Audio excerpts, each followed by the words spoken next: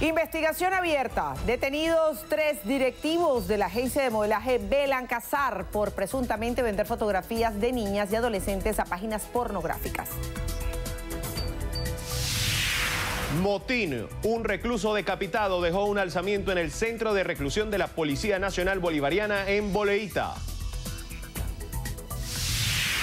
Toma medidas. Presidente Nicolás Maduro ordenó emitir una alerta naranja en la frontera ante lo que considera agresiones por parte del gobierno de Colombia. Coordinan acciones. Ecuador, Perú y Chile crearán un grupo técnico de trabajo para abordar crisis migratoria venezolana. Detención. Tribunal ordena privativa de libertad contra el alguacil que estaría involucrado en plan contra el Palacio de Justicia. Teñido de negro. Derrame petrolero afecta las costas del lago de Maracaibo. Cedió a la presión. Gobierno de Hong Kong retira polémica ley de extradición que ha desencadenado protestas multitudinarias. Victoria gigante. Venezuela avanza por primera vez en su historia a la segunda ronda del Mundial de Baloncesto. ¡Felicidades! Beyoncé cumple 38 añitos rodeada de sus seres queridos.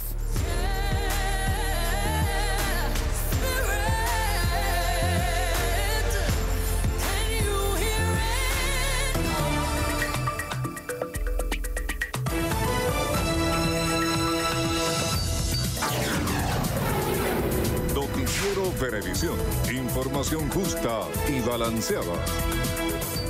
Hola, ¿qué tal? Bienvenidos a la emisión meridiana de su noticiero Venevisión. Milagro Zambrano y Gregorio Rojas listos para llevarles las informaciones más recientes de Venezuela y el mundo. Comenzamos.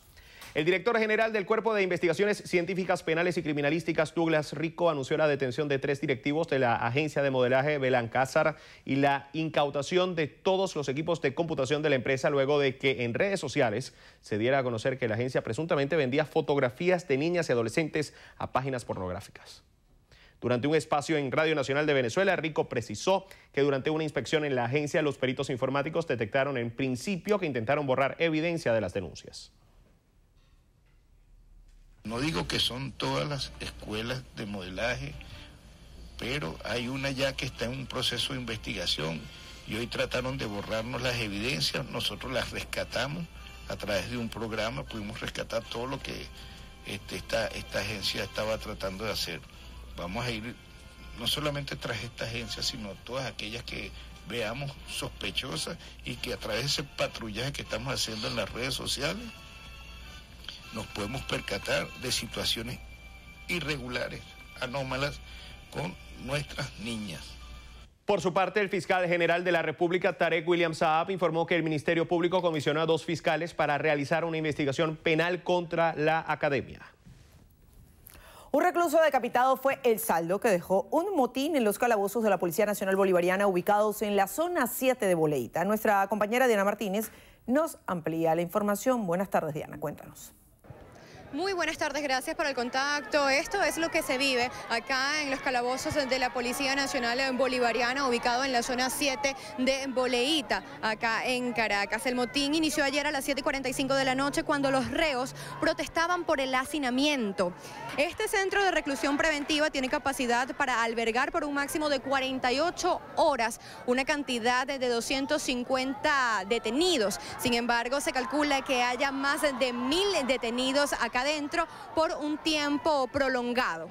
Según fuentes policiales, se pudo conocer que el motín fue controlado y en las próximas horas se realizará una nueva redada. Por los momentos, el acceso de los familiares está restringido y también el paso de vehículos por la avenida Francisco de Miranda. Los familiares exigen la presencia de un fiscal del Ministerio Público y también de la ministra de Asuntos Penitenciarios, Iris Varela. Nosotros estaremos muy atentos a toda la información que pueda desarrollarse desde este punto. Por los momentos, retornamos al contacto de los estudios.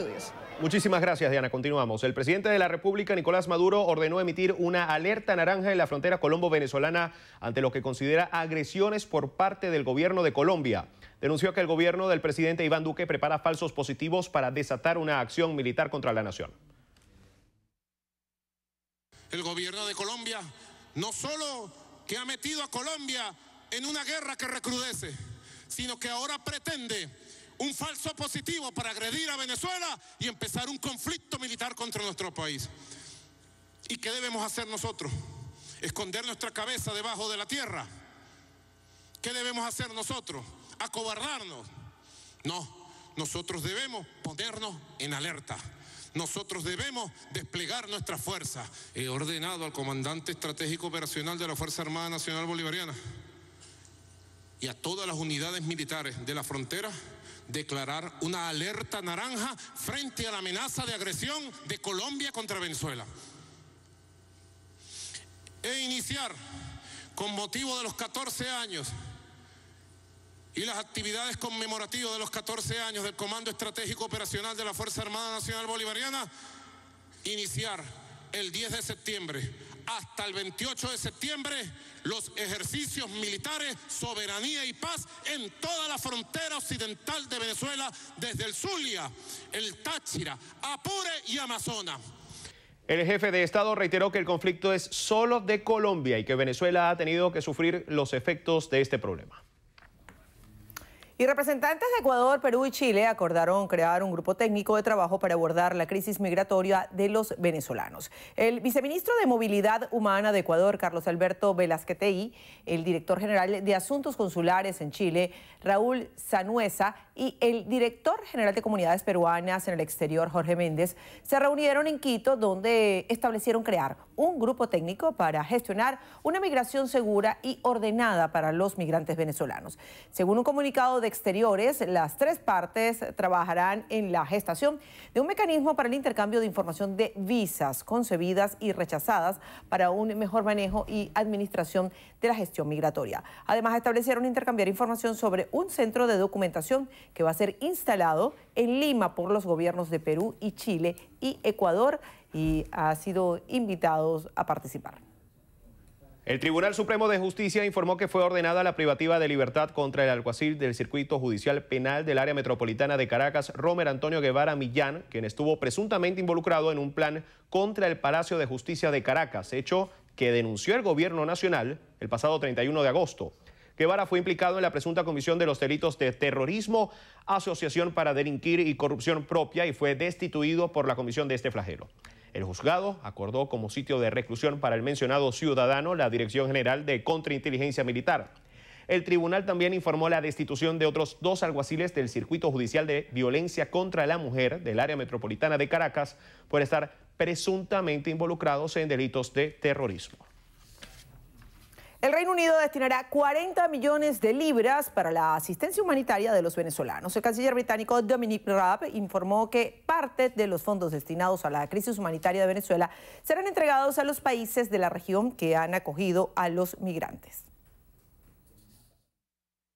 Necesitamos una transición pacífica a la democracia a través de unas elecciones presidenciales justas y libres.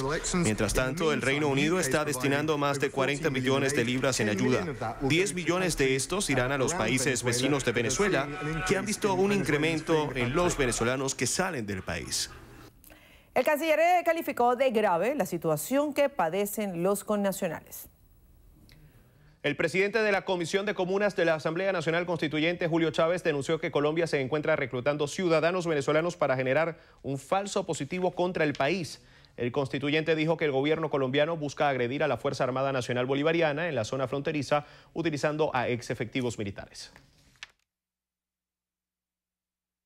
La Brigada 10ª Blindada, que tiene sede en Valledupar, en Colombia, que cubre toda la Guajira.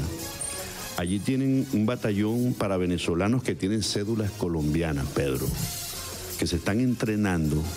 Hay cerca de 650, 700 hombres, ¿no? Esta es la 10ª Brigada Blindada con sede en Valledupar. Y está la Brigada 30 con sede en Cúcuta, atención, que han reclutado cerca de 1.200 venezolanos, ¿verdad?, con cédula colombiana, que los están entrenando y le están ofreciendo trabajo estable. Julio Chávez responsabilizó a los partidos Primero Justicia y Voluntad Popular de las presuntas acciones que estos comandos preparan contra Venezuela. Rechazó que Colombia vincule al gobierno nacional con el rearme de un grupo disidente de las FARC. En el estado Zulia, un derrame de petróleo afecta a las costas del lago de Maracaibo, específicamente en el municipio Cabimas. José Leonardo Nava tiene los detalles.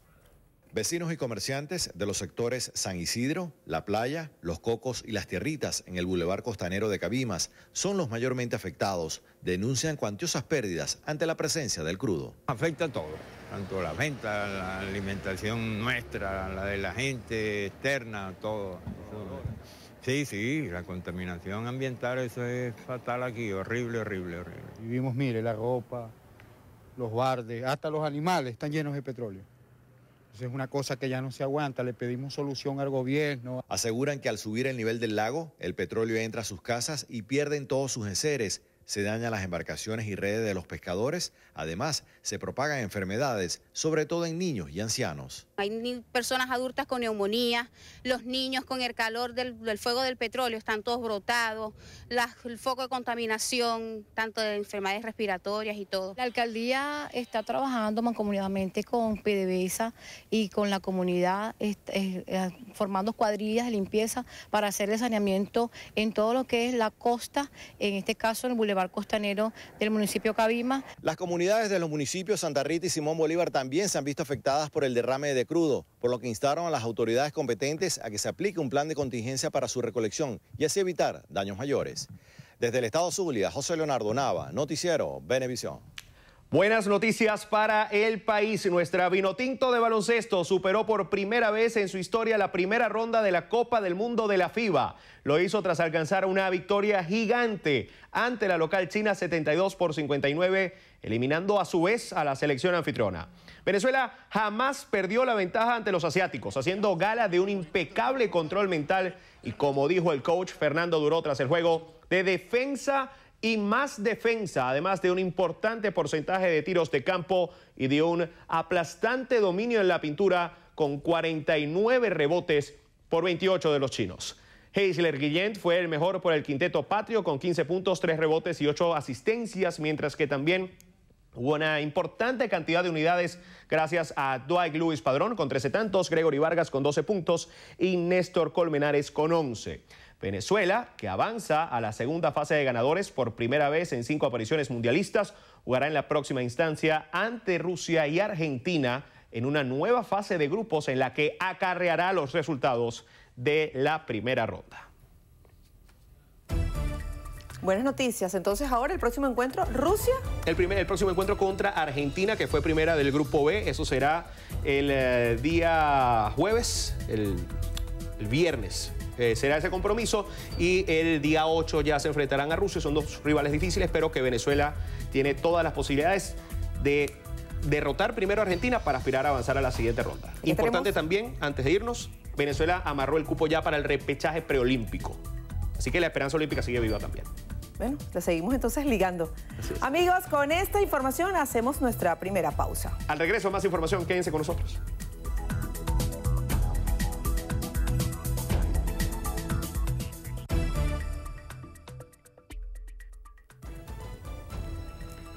Paola Arbelo necesita con carácter de urgencia hidrocortisona. Quienes puedan colaborar, favor comunicarse al 0414-937-4168. Recuerde, las colaboraciones son gratuitas.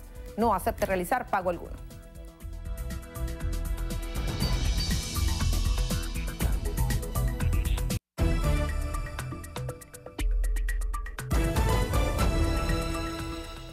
Continuamos porque la diputada de la Asamblea Nacional, Yajaira Forero, asegura que motines como el ocurrido en la sede de Zona 7 de la PNB son consecuencia del hacinamiento en sedes policiales. Manuel Covela nos amplía la información. Buenas tardes, Manuel, te escuchamos. Sí, así es. Gracias a la parlamentaria señala que casos como el registrado en Zona 7 de la PNB ya se han hecho recurrentes en el país durante los últimos años. Afirma que son causados por el incumplimiento del debido proceso a los reos y por no acatar las disposiciones de las leyes penitenciarias. A continuación, parte de lo que dijo la diputada Yajaira Forero. Estamos hablando que hoy en Venezuela hay unos 60.000 presos en diferentes calabozos preventivos. Cuando hablamos de calabozos preventivos estamos hablando de los calabozos de las zonas policiales, de las comisarías, donde han habido hechos reiterativamente como los que vivimos el día de ayer en la zona 7 de Boleíta. Motines por parte de los privados de libertad, asesinatos entre ellos mismos allí en estos calabozos que inclusive primero están capacitados o tienen un espacio para unas 80 personas, y en los calabozos de Boleíta, zona 7, están en estos momentos allí conviviendo 1.200 presos. La diputada agregó que la duración de los presos en los centros de detención preventiva no deben exceder las 48 horas. Nosotros con esta información finalizamos este contacto. Sigan con más de la emisión meridiana, Noticiero Venevisión. Muchas gracias, Manuel. El vicepresidente sectorial de Obras Públicas y Servicios, Néstor Reverol, informó que como parte del acuerdo interinstitucional con las empresas de baterías Duncan y Titán, los transportistas podrán adquirir baterías con 50% de descuento. Durante una reunión con representantes de ambas empresas para garantizar la distribución y el cumplimiento de las cuotas destinadas para la Gran Misión Transporte, Reverol indicó que la venta de baterías serán supervisadas por la Superintendencia Nacional para la Defensa de los Derechos Socioeconómicos, SUNDE, con el objetivo de garantizar que no existan sobreprecios. El ministro informó que coordinaron reuniones con el sector cauchos y lubricantes. Los directivos del Hospital Central de San Cristóbal informaron que 3 personas han fallecido esta semana por mordedura de serpientes. Indicaron que 70 personas han sido atacadas por víboras y no hay suero antiofídico para atenderlos. Nuestra compañera Marina Glot nos tiene la información. Los fallecidos son 2 hermanos de la tercera edad dedicados a los trabajos del campo. La tercera víctima es una educadora que fue de paseo a la zona sur del estado. La mordedura de una víbora venenosa afecta el sistema nervioso. Puede generar hemorragias internas o insuficiencia cardíaca, respiratoria y renal. Las complicaciones por las cuales fallecieron son propias en 2 de los casos por la cantidad de veneno inoculado, independientemente que se le colocó las cantidades que lo requerían según los criterios médicos y toxicológicos. Los pacientes presentaron complicaciones. La autoridad médica hizo un llamado al Poder Central debido al déficit de suero antiofídico en la entidad, tomando en cuenta la demanda de tratamiento como consecuencia de la temporada lluviosa.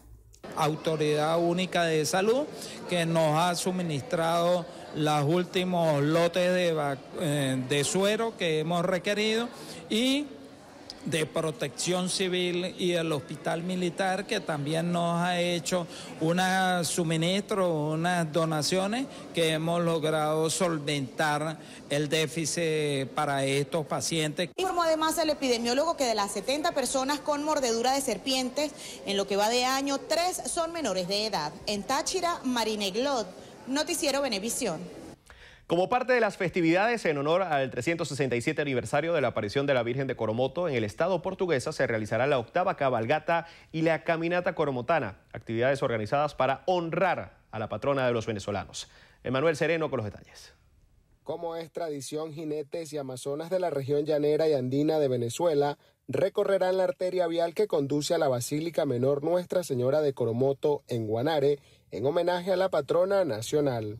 Vienen jinetes de Mérida, de Boconó, de Trujillo, de Táchira, Carabobo, Distrito Capital, la gente de Sanare, Lara, que siempre nos acompaña, la delegación de los caballos de Paso de Boconó y nosotros los anfitriones aquí en Guanare, estado portuguesa. Allá nos vemos este sábado a las 7 de la mañana en el sector La Flecha para rendir honores a caballo hasta el Santuario Nacional en honor a nuestra Virgen de Coromoto. Además de la 8ª cabalgata prevista para el próximo sábado 7, el día domingo tendrá lugar la caminata coromotana y la tradicional carrera 10K, actividades que forman parte del calendario de esta festividad mariana que conmemora los 367 años de la aparición de la Santísima Virgen María en tierras llaneras. Desde el estado portugués, Emanuel Sereno, Noticiero Venevisión.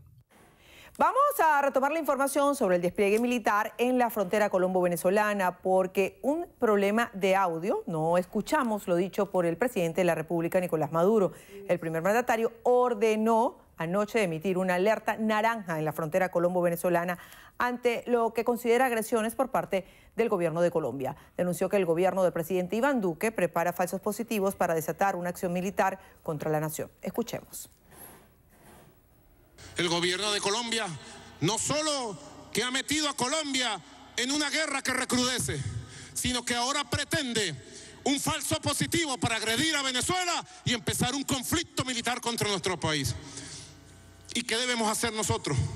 ¿Esconder nuestra cabeza debajo de la tierra? ¿Qué debemos hacer nosotros? ¿Acobardarnos? No, nosotros debemos ponernos en alerta.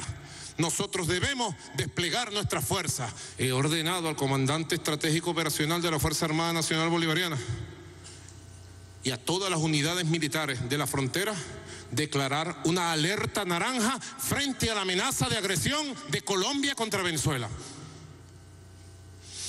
E iniciar, con motivo de los 14 años y las actividades conmemorativas de los 14 años del Comando Estratégico Operacional de la Fuerza Armada Nacional Bolivariana, iniciar el 10 de septiembre hasta el 28 de septiembre los ejercicios militares, soberanía y paz en toda la frontera occidental de Venezuela, desde el Zulia, el Táchira, Apure y Amazonas. El jefe de Estado reiteró que el conflicto es solo de Colombia y que Venezuela ha tenido que sufrir los efectos de este problema. El Comité Internacional de la Cruz Roja manifestó su preocupación por la situación en la frontera colombo-venezolana, en la que muchos migrantes enfrentan una situación de violencia que, según el organismo, los puede dejar todavía más vulnerables. La directora regional de Operaciones para las Américas, Sophie Orr, explicó durante una visita a Brasilia que, en lo particular, están muy preocupados por la situación en la frontera colombo-venezolana y por las personas que transitan por pasos irregulares en una región en la que, según indicó, todavía operan grupos armados. También alertó sobre los desaparecidos que pueden generar las migraciones. Personas que pierden contacto con sus familias tras dejar su país de origen, son secuestradas o sufren episodios de violencia o problemas de salud sin ser debidamente identificadas. Amigos, momento de hacer una nueva pausa. 12:26, al regreso. Insólito hallazgo. Contenido de un equipaje causó conmoción. Pero los detalles se los contamos al regreso. No se aparten, ya venimos después de esta pauta comercial.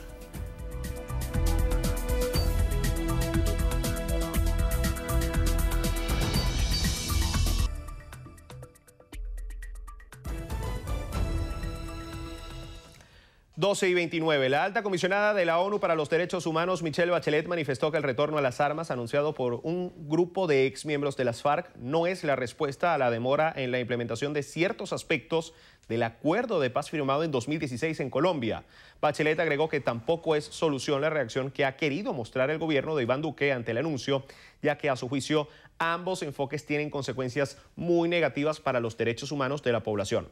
La alta funcionaria espera que todas las partes implicadas en el proceso de paz puedan retornar a la racionalidad y continuar con sus esfuerzos, y destacó que el acuerdo fue concebido para ser implementado a lo largo de varios años y no a corto plazo. La exmandataria chilena pidió al gobierno colombiano que redoble sus esfuerzos para garantizar la seguridad de los excombatientes y de todos aquellos que defienden los derechos humanos.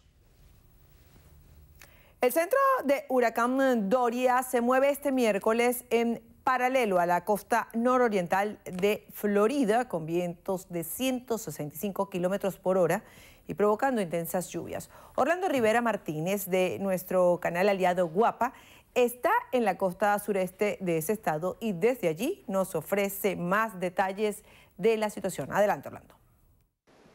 Muchas gracias a los amigos de la Alianza Informativa Latinoamericana. Este que les habla es Orlando Rivera Martínez desde la costa sureste de la Florida. Dorian no ha atacado fuertemente como lo hizo en Bahamas. Sin embargo, ha traído fuertes vientos, lluvias, llovinas a esta zona y fuertes marejadas ciclónicas. El paso de Dorian por las afueras de esta costa ha sido bastante tranquilo, como ya les mencioné. Sin embargo, hay otras personas que, pese a que las autoridades han hecho el llamado de no estar estar cerca de las playas, han retado la furia del mar y están practicando en este momento el deporte del surfing. Son olas bastante buenas para ellos como deporte, sin embargo, las condiciones del mar complican el panorama y podrían poner en peligro sus vidas. Esa es la información que tenemos hasta el momento acá en la Florida. Continuamos allá con ustedes para la Alianza Informativa Latinoamericana. Orlando Rivera Martínez. Muchísimas gracias. En las Bahamas aumentó a 7 el número de víctimas mortales tras el paso del poderoso huracán Dorian por ese archipiélago, según informó su primer ministro Hubert Minnis. El mandatario indicó que la cifra es provisional y destacó que hay heridos graves entre la más de una veintena de las islas Abaco que resultaron completamente inundadas, incluido su aeropuerto, a causa del ciclón. Tras tocar tierra el domingo con categoría 5, Dorian comenzó este martes a abandonar el noroeste de Bahamas, donde más de 60.000 personas necesitan ayuda humanitaria tras la que ya se considera la peor catástrofe en la historia del archipiélago.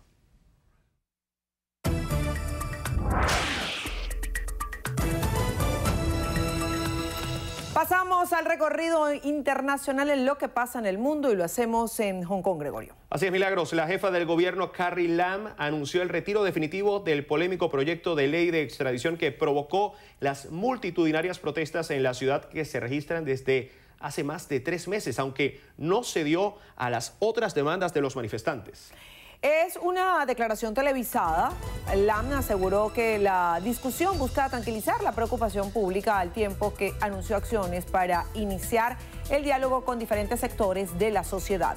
La retirada definitiva de la ley era una de las 5 exigencias de los ciudadanos para cesar las protestas. El resto de peticiones son investigar la supuesta brutalidad policial en las marchas y el sufragio universal para elegir al jefe del Ejecutivo local. Y en Estados Unidos, el gobierno de Donald Trump anunció el desvío de otros 3.600 millones de dólares del presupuesto del Pentágono para la construcción de 280 kilómetros del muro fronterizo con México. Estos fondos, inicialmente aprobados por el Congreso para la construcción de 127 proyectos militares, forman parte de los 6.600 millones de dólares que Trump desvió para la valla bajo la emergencia nacional que declaró el pasado febrero en la frontera sur. En Reino Unido, el primer ministro británico Boris Johnson consiguió ganar su primera batalla legal después de que la justicia escocesa dictaminara que optó legalmente al decidir suspender temporalmente el Parlamento de Westminster. Por otra parte, en caso de que prospere hoy el proyecto de ley de la oposición en el Parlamento para vetar un Brexit sin acuerdo, Johnson impulsará una moción para convocar elecciones generales anticipadas, posiblemente el 15 de octubre, antes de la reunión del Consejo Europeo. En Brasil, un tribunal negó la petición de defensa del expresidente Luis Inácio Lula da Silva, que cumple una condena por corrupción desde abril de 2018, para que pueda usar como prueba de su inocencia conversaciones entre fiscales que lo acusan y fueron interceptadas ilegalmente. De acuerdo con sus abogados, los mensajes demuestran que los fiscales cometieron irregularidades en la instrucción del proceso y que el juez que condenó a Lula, el actual ministro de Justicia, Sergio Moro, orientó ilegalmente la acción de los acusadores. En Estados Unidos, autoridades descartaron que haya más supervivientes tras el incendio y posterior hundimiento de un barco de buceo en la costa de California, que en total dejaría 34 víctimas mortales, en las que solo se han encontrado 20 cadáveres. A partir de ahora, las labores se centrarán en recuperar los cadáveres de las 14 víctimas que siguen desaparecidas. Por el momento, solo 5 tripulantes fueron rescatados con vida y serán entrevistados a fin de conocer el origen del fuego. En Argentina, la capital y varios puntos del país celebran hoy otra jornada de cortes y protestas para reclamar al gobierno de Mauricio Macri la declaración de la emergencia alimentaria. Las movilizaciones se extenderán por 24 horas con las protestas más importantes en Buenos Aires frente al Ministerio de Desarrollo Social. Distintos bloques de la Cámara de Diputados recibirán a los movimientos sociales la tarde de hoy. Y en España, las autoridades localizaron el cuerpo sin vida de la esquiadora y medallista olímpica Blanca Fernández Ochoa, quien estaba desaparecida desde el pasado 24 de agosto. La Guardia Civil confirmó el hallazgo durante el cuarto día de búsqueda de la mujer de 56 años de edad en el Pico de la Peñota, cerca de Cercedilla, en la Sierra de Madrid.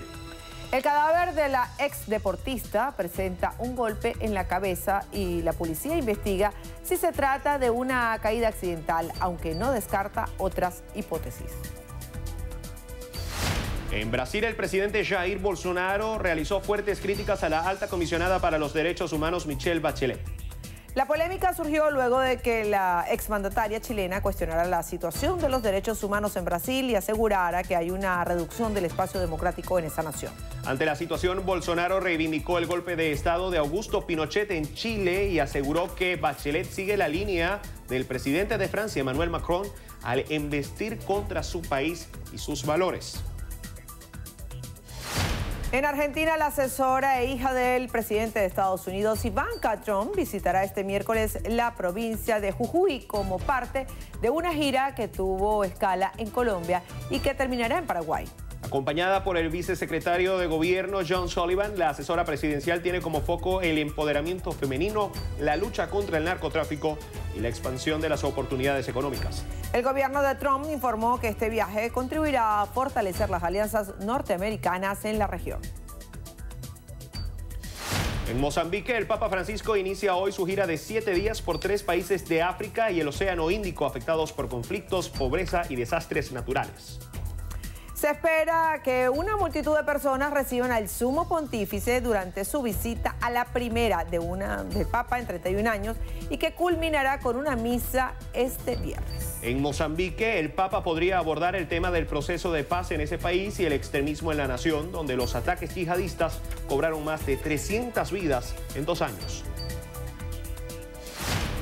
Y cerramos en Filipinas, donde una mujer estadounidense fue detenida en el aeropuerto internacional de Manila después de que intentara salir del país con un bebé escondido en su equipaje de mano. La sospechosa embarcaría un vuelo hacia Estados Unidos cuando le fue requerida la documentación del menor que no pudo presentar. El caso está en manos de la División de Lucha contra la Trata de Personas en el país asiático y el menor se encuentra bajo custodia o cuidado de la Agencia de Bienestar Social de esa nación. Las tensiones entre Nicaragua y Costa Rica han subido de tono en la última semana luego de que el gobierno costarricense denunciara que el ejército de Managua ingresó a su territorio y mató a un ciudadano. Donaldo Hernández de La Voz de América nos cuenta más. La muerte del nicaragüense Rubén Loaiziga en territorio costarricense el pasado 26 de agosto fue el último hecho que subió las tensiones entre los gobiernos de Nicaragua y Costa Rica. El gobierno de Costa Rica señala que el ejército de Nicaragua ingresó a su territorio para cometer el crimen, acusaciones que fueron rechazadas por el gobierno de Nicaragua. Algunos funcionarios nicaragüenses como Cairo Amador no dudan en que el Estado de Costa Rica eleve su denuncia a tribunales internacionales. Eso ya es reflejo condicionado. Cada vez que pasa algo nos llevan o los llevamos a la corte. De manera que eso no es noticia. El gobierno de Nicaragua en reiteradas ocasiones ha señalado al gobierno de Costa Rica de querer entrometerse en los asuntos internos. Sin embargo, las autoridades ticas advierten que es una campaña de desprestigio del gobierno del presidente Daniel Ortega. Costa Rica repudia esta burda e hipócrita campaña mediática por parte del gobierno de Nicaragua.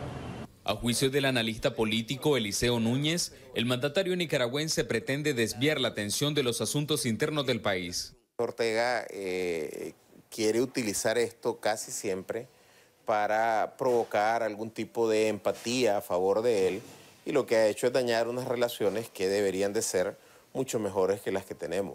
En los organismos interamericanos, Costa Rica ha demandado el restablecimiento de la democracia en Nicaragua y el respeto de los derechos humanos, peticiones que siempre son calificadas por las autoridades nicaragüenses como injerencistas. Desde Managua, Nicaragua, Donaldo Hernández, Voz de América. Y en breve, acusaciones. Johnny Depp y Dior señalados de racismo por campañas publicitarias. Los detalles en Estrenos y Estrellas.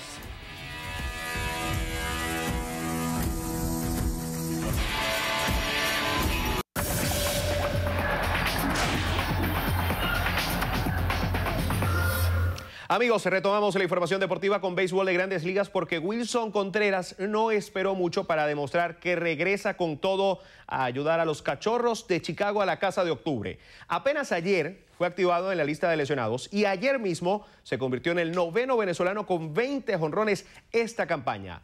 Nos vamos al Wrigley Field, Marineros ante Cachorros. Félix Hernández en la lomita y Wilson Contreras que le pega la pelota con la puerta de una catedral y la mete más arriba de la mitad de la grada del jardín izquierdo. Tablazo solitario de 450 pies para Wilson Contreras, el número 20 de la campaña, y que abrió la pizarra en el triunfo de Chicago sobre Seattle 6-1. Contreras bateó de 3-2 con remolcada anotada y su jonrón 20 del año. Félix Hernández trabajó 3 episodios en los que toleró 2 hits, 2 carreras, otorgó 4 pasaportes y propinó 5 ponches. Orioles ante Reyes, primero de una doble cartelera, 6º episodio, y Anthony Santander, que también le pegó a la pelota con la puerta de una catedral y la metió de línea en las gradas del jardín derecho. Jonrón 17 del año para el margariteño, que bateó de 4-1 en el triunfo de Baltimore ante Tampa Bay, 4 carreras por 2. Renato Núñez se fue de 4-2 y Abisair García falló en 4 visitas al plató. Y este martes fue develado el logo de la Copa Mundial de la FIFA Qatar 2022. El sitio oficial del órgano rector del balompié mundial publicó un video con episodios memorables de pasadas ediciones del evento y recorridos por el desierto y otros lugares icónicos de la nación sede. El logotipo está inspirado en un tradicional chal de lana común en los países árabes durante el invierno, estación en la que se disputará el torneo, mientras que la tipografía es similar a la caligrafía tradicional de la nación árabe.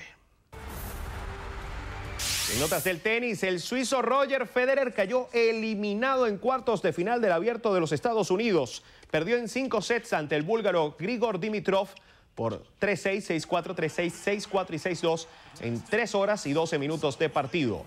El suizo posteriormente en rueda de prensa afirmó que tras la segunda parte del compromiso jugó con dolencias en la espalda y el cuello. El próximo rival de Dimitrov será el ruso Daniil Medvedev.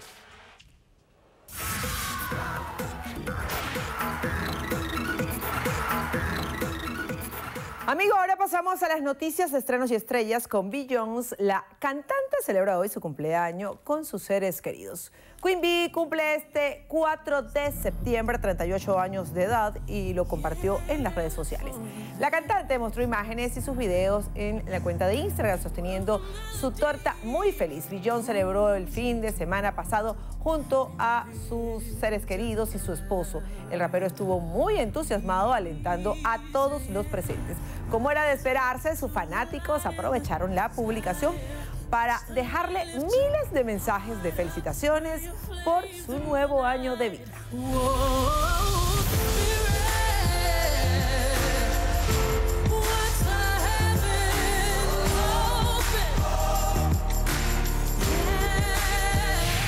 Y les contamos que Ariana Grande demandó a una cadena de ropa juvenil en los Estados Unidos por $10 millones.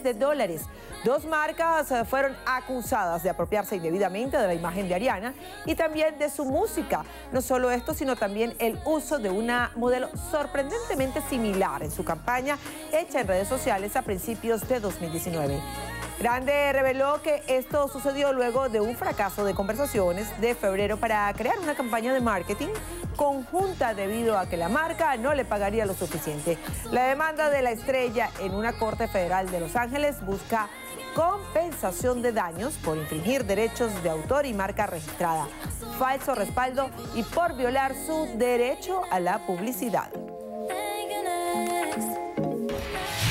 Cerramos con Johnny Depp, el actor de Hollywood, que protagoniza una nueva polémica. La campaña publicitaria que realizó para Dior fue retirada de la escena pública por ser considerada racista. El nuevo spot publicitario del perfume se llevó comentarios negativos sobre apropiación cultural por utilizar la temática del indio nativo americano. Para muchos, utilizar al pueblo nativo americano para publicitar un perfume francés ha sido un insulto a esta cultura.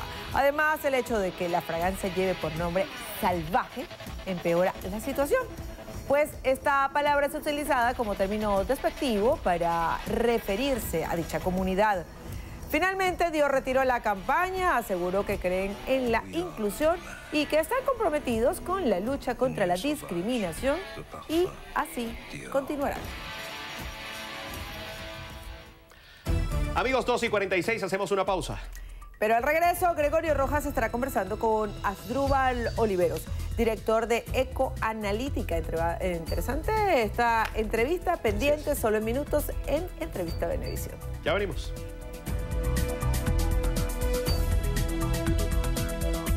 Entrevista Venevisión, líder en opinión, por tu canal independiente, Venevisión. Amigos, hoy nos acompaña en Entrevista Venevisión Asdrúbal Oliveros, director de Ecoanalítica. Bienvenido, gracias por acompañarnos. No, gracias a ustedes por la invitación. ¿Cómo han hecho las empresas para sobrevivir todo este tiempo a la situación que vive el país, por lo menos las que todavía siguen funcionando, y cuánto tiempo más pueden seguir trabajando? Sí, mira, efectivamente esta es una crisis muy larga. Venezuela tiene en depresión económica ya este es su 6º año. Las empresas de alguna manera empezaron a reducir tamaño, empezaron a reducir costos. Dentro de ellos el costo de personal fue uno de los que más se sacrificó. Entonces hoy Venezuela tiene empresas más pequeñas, empresas con procesos mucho más simples, porque eso también llevó a simplificar procesos, a disminuir producción, a cerrar de alguna manera subsidiarias. Entonces es achicamiento, es desinversión, ¿no? Eso es un poco lo que ha sucedido hoy en Venezuela, que repercute en calidad para los ciudadanos. ¿Qué significa eso? Que tenemos menos disposición de producto, que tenemos menos capacidad de compra, porque los trabajadores de esas empresas tampoco tienen mucha capacidad para comprar, porque los sueldos están muy deprimidos, es parte de las consecuencias de la crisis. ¿Cuánto más pueden resistir?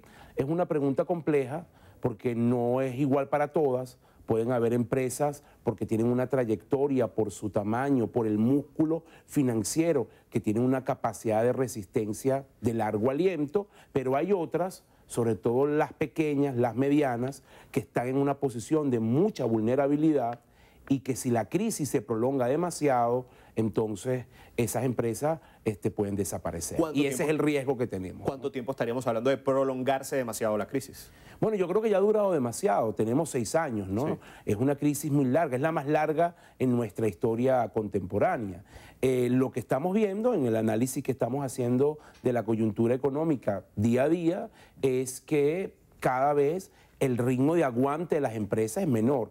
Imagínate esto como una carrera, como un maratón. Yo a veces pongo este ejemplo para que la gente lo entienda. Estamos en un maratón en la ciudad de Maracaibo con más de 40 grados. Ya estás en el kilómetro 35, no tienes agua, no tienes bebidas energizantes. Bueno, tu capacidad de llegar a la meta es muy limitada. Eso es lo que está pasando hoy en Venezuela. Después de 6 años de crisis tan profunda, ya hay muchas empresas que te dicen, si esto dura 3 meses más, 6 meses más, 1 año más, yo no voy a estar. Y por eso es que estamos viendo cierre de compañías. Si tú ves los reportes de organizaciones como Fedecámara, con Industria, con Secomercio, que son 3 entes que agrupan a empresas en Venezuela, todas reportan caídas en sus afiliados, cierre de compañías. Y tiene que ver, bueno, con esto que estamos conversando. ¿Cómo se ha afectado? Porque ya estamos claros de que estamos en la crisis económica más larga que ha vivido el país. Pero ¿cómo está en este punto la inflación? ¿Cómo está la capacidad de compra del venezolano? Fíjate, ¿no? Aquí hay que hacer una comparativa. En el último trimestre de 2017, Venezuela entró en lo que los economistas llamamos hiperinflación, que es lo peor que le puede pasar a un país, es cuando la tasa de inflación sube de una forma desordenada y sin parar. El año pasado vivimos un ciclo hiperinflacionario muy agudo, con tasas mensuales de inflación superiores al 100% en la mayoría de los meses. Eso provocó unos niveles de empobrecimiento muy agresivos. El poder adquisitivo del venezolano el año pasado cayó más de 99%. Imagínate lo que eso significa, medido a través de salario mínimo, ¿no? Es decir, que prácticamente la gente perdió capacidad de compra. Este año seguimos en hiperinflación, pero en un ciclo más moderado. La tasa de inflación ha bajado un poco, ya no estamos sobre el 100% mensual, nos estamos moviendo entre 30 y 40% por mes. Habrá que esperar la tasa del mes de agosto, pero sigue siendo rudo para la gente. La pérdida de poder adquisitivo este año, con diciembre contra agosto, es de más o menos 60%. Eso es lo que ha perdido la capacidad de compra de la gente. ¿Qué significa pérdida de poder adquisitivo en lenguaje sencillo? Que tú no tienes capacidad de comprar las cosas que necesitas. No tienes capacidad para comprar la cantidad de alimentos que quieres, no tienes capacidad de ahorro. Si se te dañó un electrodoméstico en tu casa, no lo puedes reponer, no tienes capacidad de recrearte tú o tus hijos. Eso es el tema de perder poder adquisitivo. En palabras más sencillas, es perder calidad de vida. El venezolano hoy trabaja para medio comer y en la mayoría de los casos no puede abastecerse de todo lo que necesita. ¿Y en cuánto necesita el venezolano que esté el salario mínimo para poder medianamente defenderse? Mira, eso es como el juego del gato y el ratón, ¿no? Yo te voy a decir cuánto hoy debería tener una familia. Ahora, mucha gente puede pensar, bueno, suben el salario a eso y se arregla el problema. No funciona así. Los salarios deberían reflejar la productividad tanto del gobierno como de las empresas, ¿no? Es decir, al final el salario aumenta porque a las empresas les va bien. Si lo aumentas por decreto, no sirve. Nosotros ya tenemos un largo historial de eso. Pero en este momento, una familia de 4 miembros, para cubrir todos sus gastos de alimentos, servicios, incluso sacar a los niños en los fines de semana, estar cómodo, sentirse bien, debería estar ganando al mes entre 600 y 700 dólares. El sueldo, por supuesto, está muy lejos de eso y por eso es que tienes pues la mayoría de la población con una pérdida brutal de calidad de vida, la afectación de la cotidianidad de los venezolanos. Hay un fenómeno interesante que se ha presentado en el país, ya hablábamos del tema de la inflación y la hiperinflación, en la moneda local que es el bolívar, pero en el comportamiento social se ha presentado también la inflación en dólares. ¿Por qué se presentan estos casos donde vas a un negocio y un producto está en 20 dólares y a la semana siguiente o a los 2 o 3 días te dicen cuesta 30 dólares? Mira, eso es una pregunta interesante que yo he discutido mucho en redes sociales. Técnicamente, hablando ya desde la formalidad como economista, el concepto de inflación en dólares en Venezuela es errado. El dólar es una moneda estable. Por eso todo el mundo quiere tener dólares. Y la gente quisiera que todos se lo pagaran en dólares, ¿no? Lo que sucede es que al final termina ocurriendo que las cosas en Venezuela, los costos de todo lo que está acá, suben a un ritmo muy fuerte, porque justamente por la hiperinflación, y al final la tasa a la que sube el dólar es menor a la que suben las cosas. Entonces hay una diferencia entre el ritmo de la inflación, el ritmo de la depreciación, y eso provoca entonces que el costo de los productos en dólares también sube. Dicho de otra manera, tú tienes una economía tóxica que tiene bolívares y esa cantidad de bolívares desordenados que entran al sistema inflan los costos de las cosas, inflan los precios, provoca que los comerciantes de alguna manera para protegerse calculen en los niveles de reposición a unos niveles bastante elevados. Por lo tanto, es difícil que aunque tú te manejes con dólares, en una economía con hiperinflación en bolívares, los precios en dólares también se mantengan. Por supuesto, el ritmo de crecimiento de los precios en dólares es muchísimo más bajo que el ritmo de crecimiento de los precios en bolívares. Por eso es que la gente prefiere tener dólares. Te lo pongo en ejemplo. De enero a julio, los precios más o menos subieron un poco más de 2000%, según nuestra medición. Y los precios en dólares de enero a julio crecieron alrededor de 400%. Entonces es muchísimo menor el ritmo de crecimiento de los precios en dólares que de lo que crecen los precios en bolívares. Ahora, colocando en perspectiva toda esta situación del aumento de los costes de la vida, me voy al último aumento del último mes, el aumento dramático que tuvo el dólar. Incluso no me voy al mercado paralelo, me voy a la misma tasa de las mesas del Banco Central de Venezuela, de la tasa oficial. ¿Cuáles fueron los factores que incidieron en ese aumento tan brusco cuando se había frenado prácticamente? En primer lugar, creo que hay una estrategia no del todo mala, por cierto, por parte del Banco Central de contener la brecha que existe entre el dólar oficial y el dólar paralelo. Recuerda unos años atrás o unos meses atrás, cuando el paralelo estaba a una tasa muy por encima de la tasa oficial, y por supuesto eso generaba unas distorsiones profundas en la economía. Hoy esa brecha es mucho más pequeña, eso hay que reconocérselo al gobierno.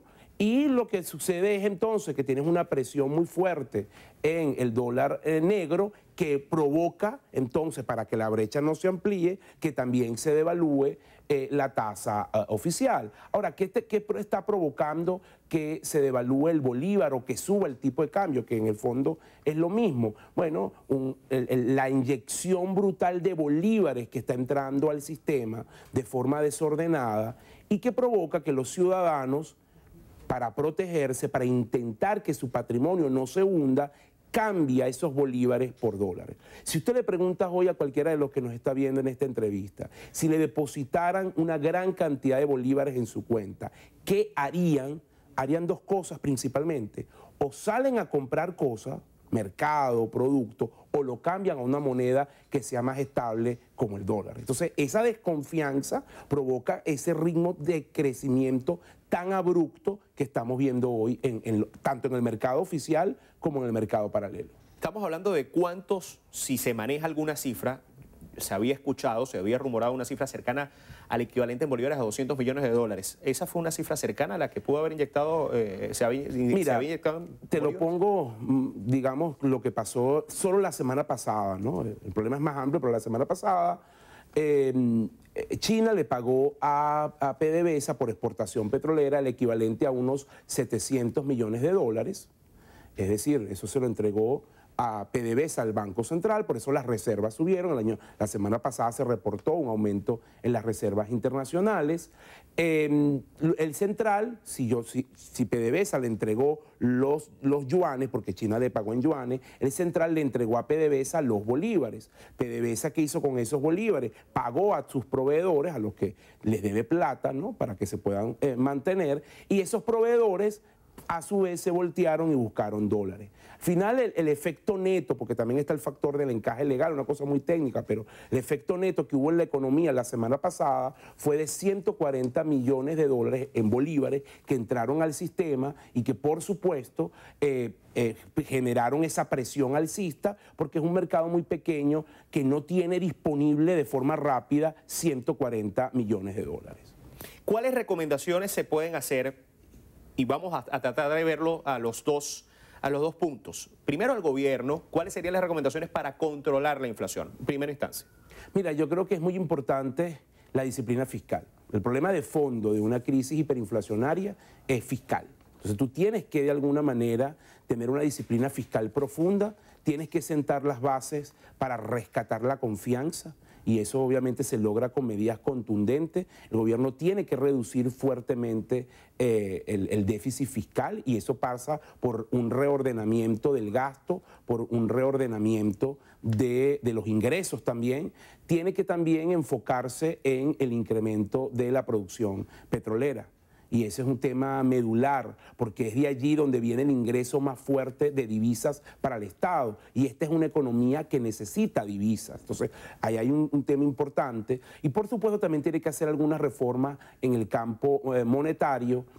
Tiene que estimular la inversión privada, cosa que no ha sucedido en Venezuela, sino que más bien de alguna manera se ha perseguido al sector privado. Esas son las cosas en líneas generales que tú deberías hacer para que de alguna manera la economía empiece a dar unas respuestas positivas. Y por supuesto también tiene que resolverse el problema político que tenemos de fondo, que de alguna manera también impacta el tema económico. Un minuto. ¿Y para la gente? Bueno, la gente, mira, en realidad lo que tiene que hacer en este contexto es todo lo que le entre, si gana en bolívares como la gran mayoría del país, lo tiene que gastar con rapidez, convertirlo en bienes, porque se deprecia muy rápidamente, ¿no? Si de alguna manera tienes capacidad de buscar algún trabajo extra para poder incrementar tus ingresos, también lo tienes que evaluar y ser muy comedido con la estructura de gasto. El problema que yo veo es que ya la gente ha llegado a un límite, por más que recorte gasto, por más que tenga 2 o 3 trabajos, ya no le da. Y eso entonces pasa, y quiero cerrar con eso, de que se tiene que resolver el problema económico para que la gente empiece a tener calidad de vida. Muchísimas gracias por acompañarnos hoy. No, a ustedes por la invitación. Estuvo con nosotros Asdrúbal Oliveros, director de Ecoanalítica. Amigos, gracias por acompañarnos en Entrevista a Venevisión. Un fuerte abrazo. Amigos, así concluye la emisión meridiana de su Noticiero Venevisión. Recuerden, Noticiero Venevisión, Canal 4 reporta. Ustedes deciden. A todos, buenas tardes.